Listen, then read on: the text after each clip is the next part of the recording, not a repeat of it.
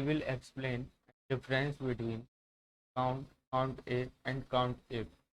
यहाँ पर हम काउंट और काउंट ए के बीच में अभी फ़िलहाल में इन दोनों को हम कवर करेंगे और एक साथ इन दोनों में फॉर्मूला लगा के इन दोनों का डिफरेंस देखेंगे, क्या डिफरेंस है इन दोनों में। First of all equal to count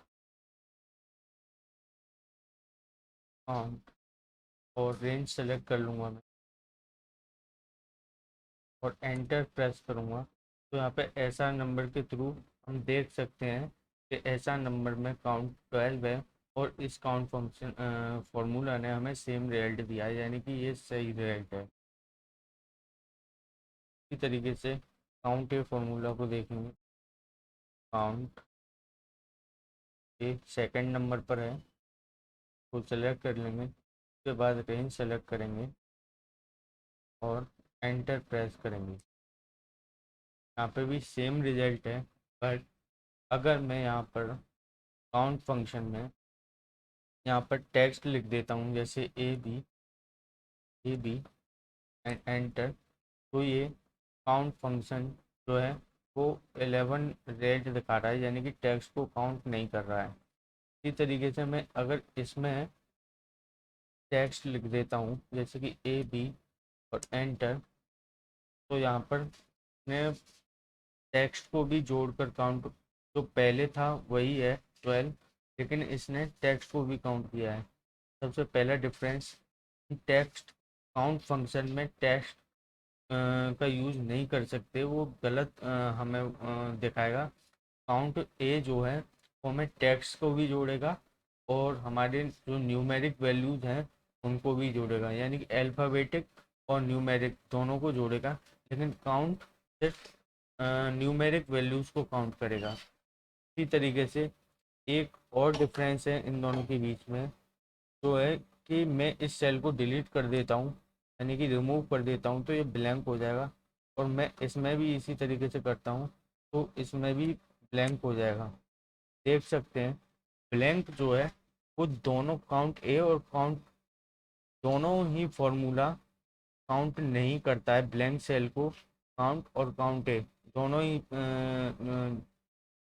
plus नहीं कर पाता है। यहाँ पर 10 दिखा दिया क्योंकि यहाँ पर एक तो टेस्ट था और यहाँ पर दूसरा हमारा ब्लैंक सेल था, तो इसने हमें 10 रिजल्ट दिखा दिया। 12 माइनस 10 यानी कि 2। इसमें ये दो हमारे सेल थे जो कि काउंट नहीं हुए हैं। तो काउंट ए में हमारा टेक्स्ट को काउंट किया है और न्यूमेरिक वैल्यू को काउंट किया है, और पर इसने ब्लैंक सेल को काउंट नहीं किया। 12 माइनस 1 यानी कि 11 रिजल्ट हमें इसने दिखा दिया। इसी तरीके से मैंने काउंट इफ का भी एक ये पूरा मैंने डेटा बनाया है। इसके थ्रू हम इसमें रिजल्ट देखना चाहते हैं, तो हम प्रोडक्ट का, जो ये 5 प्रोडक्ट हैं जो कि बार बार रिपीट हुए हैं, CD, keyboard, mouse, CPU, hard drive, ये 5 प्रोडक्ट बार बार रिपीट हो रहे हैं और हमें सीडी का काउंट जानना है कि सीडी इसमें कितने बार आई है। तो सीडी का काउंट जानने के लिए सबसे पहले मैं इसको हार्ड ड्राइव को डिलीट कर देता हूँ बैक स्पेस से, और यहाँ पर मैं फॉर्मूला लगाता हूँ इक्वल टू काउंट इफ आए। चौथे नंबर पर हमें ये मिल गया, टैब दबाकर सेलेक्ट कर लेंगे और रेंज सेलेक्ट करेंगे किस रेंज में से हमें सीडी का काउंट निकालना है। तो प्रोडक्ट में से हमें सीडी का काउंट निकालना है। तो सबसे पहले मैंने सेलेक्ट कर लिया और क्राइटेरिया मांग रहा है इसमें, तो क्राइटेरिया में ये मैंने सेल पहले से चूज़ कर रखा है कि मुझे क्राइटेरिया इस सेल से मैं बार बार नहीं करना चाहता या बार बार फार्मूला को नहीं लगाना चाहता हूँ। तो मैंने डायरेक्ट इस फार्मूला को सेलेक्ट कर लिया, एंटर प्रेस करूँगा। यहाँ पर मैंने पहले से ही एक ड्रॉप डाउन लिस्ट बना के रखी है जिससे कि मुझे बार बार टाइपिंग करने की ज़रूरत ना पड़े। इसलिए मैं इस ड्रॉप डाउन लिस्ट पर अब क्लिक करूँगा और हमारा फार्मूला लग चुका है और मैं यहाँ पर सीडी प्रेस करूँगा।